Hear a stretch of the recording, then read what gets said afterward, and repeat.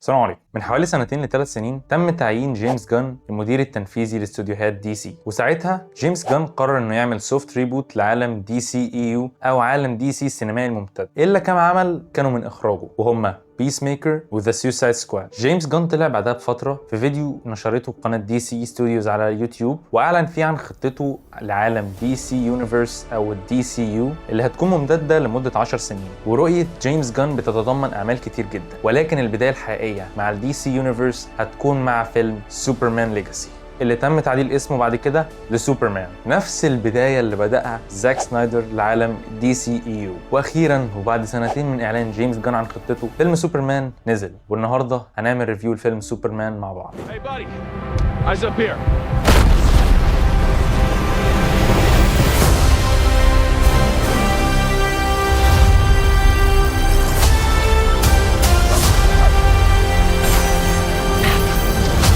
Your choices, your actions. That's what makes you who you are. فيلم سوبرمان هو فيلم لذيذ بيحكي قصة كلارك كينت اللي في سنته الثالثة لكونه سوبرمان، وازاي هو بيحاول يتأقلم وسط البشر، وعلاقته المعقدة مع لويس لين اللي بتكون لسه في بدايتها، والصراعات اللي بتنشأ بسبب اختلاف وجهات النظر ما بينهم. الفيلم هنا بيوضح قد ايه سوبرمان هو انسان زيه زينا، عنده عيوبه وعنده أخطائه. سوبرمان مش هو النموذج الإنساني الكامل، ساعات كتير هو بيخطئ، والأخطاء بتاعته دي بيكون ليها عواقب كبيرة جدا ممكن توصل إن الناس تكره سوبرمان وتقلب عليه. الفيلم بيظهر شخصية سوبرمان على إنها طبعا شخصية قوية، ولكنها مش الشخصية التي لا تقهر، على عكس رؤية زاك سنايدر لشخصية سوبرمان في فيلمه مان اوف ستيل. سوبرمان هنا حرفيا بيتمسح به البلاط، سوبرمان هنا بيتضرب اكتر ما بيضرب اعدائه، وده اللي احنا شفناه من خلال الاعلانات اللي نزلت للفيلم. شريرنا في الفيلم ده هو عدو سوبرمان الازلي والرئيسي ليكس لوثر، اكبر كاره للسوبرمان. وعلى مدار احداث الفيلم بنشوف شخصية ليكس لوثر وهو بيحاول يدمر سمعة سوبرمان ويقلب الرأي العام عليه ويكره الناس فيه. شخصية ليكس لوثر في الفيلم بيبرز قد ايه هي شخصية ذكية وخبيثة في نفس الوقت، شخصية تتدخل في سياسات الدول من تحت لتحت كده بما يخدم مصالحه الخاصة. شخصية ليكس لوثر في الفيلم ده هي التعريف الحقيقي لكلمة كبرياء، والجميل في الفيلم انه بيقدم لنا بعض الشخصيات اللي بنشوفها اول مرة لايف اكشن، زي شخصية هوك جيرل وجاي جاردنر جرين لانترن، وطبعا شخصية مستر تيريفيك اللي بتكمل معانا في جزء من الفيلم. والشخصيات دي كلها مع بعض بيكونوا زي جاستس ليج مصغره كده، لان جاستس ليج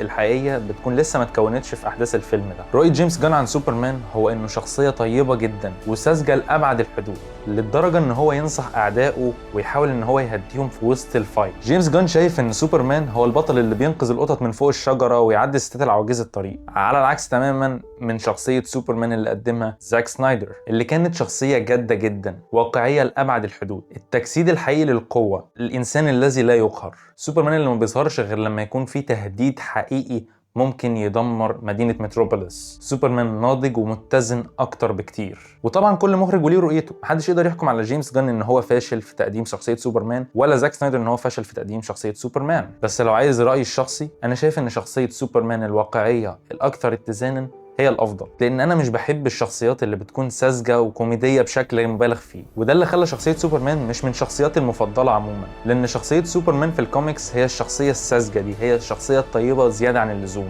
ولكن ده لا يعني ان انا ضد وجهه النظر الاخرى. انا عارف ان في الكوميكس شخصيه سوبرمان هي الشخصيه اللي بتساعد الناس، الشخصيه الطيبه بالزياده دي، ولكن زي ما انا قلت ده تفضيلي الشخصي ووجهه نظري. ايجابيات الفيلم بالنسبه لي هو ان الفيلم كان فيه مشاهد بصريا رائعه جدا 10 من 10، وتم تنفيذها تنفيذ متقن جدا. ده طبعا غير موسيقى الكلاسيك بتاعت سوبرمان اللي تم استخدامها في الفيلم. وتجسيد الممثل ديفيد كورنسويت لشخصية سوبرمان كان أكتر من رائع، هو فعلا قدم سوبرمان بكل قلبه ومجهوده، وانا مستني اشوف اكتر من ديفيد كورنسويت وهو بيقدم الشخصيه في الافلام اللي جايه. وطبعا تجسيد نيكولاس هولت لشخصيه ليكس لوثر كان اكتر من رائع، فعلا بيحسسك هو قد ايه بيكره شخصيه سوبرمان ومش طايقه. واداء نيكولاس هولت في شخصيه ليكس لوثر بالنسبه لي يعتبر من افضل الاداءات اللي تم تقديمها لشخصيه ليكس لوثر على مر التاريخ. وحاجه عجبتني جدا جدا في الفيلم هو انه في اسقاط سياسي للاحداث اللي بتحصل حاليا لاخواتنا في غزه، ودي كانت خطوه شجاعه جدا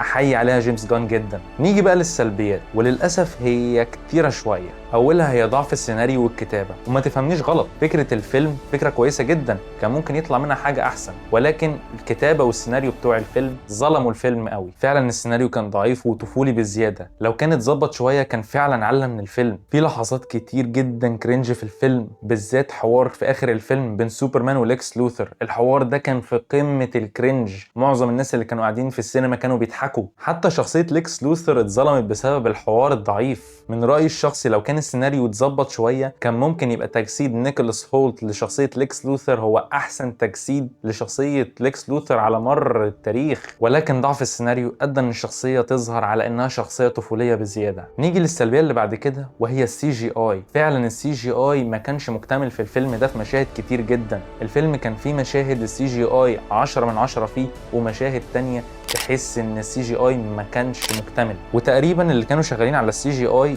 ما لحقوش ان هم يخلصوا شغل على السي جي اي قبل ميعاد نزول الفيلم.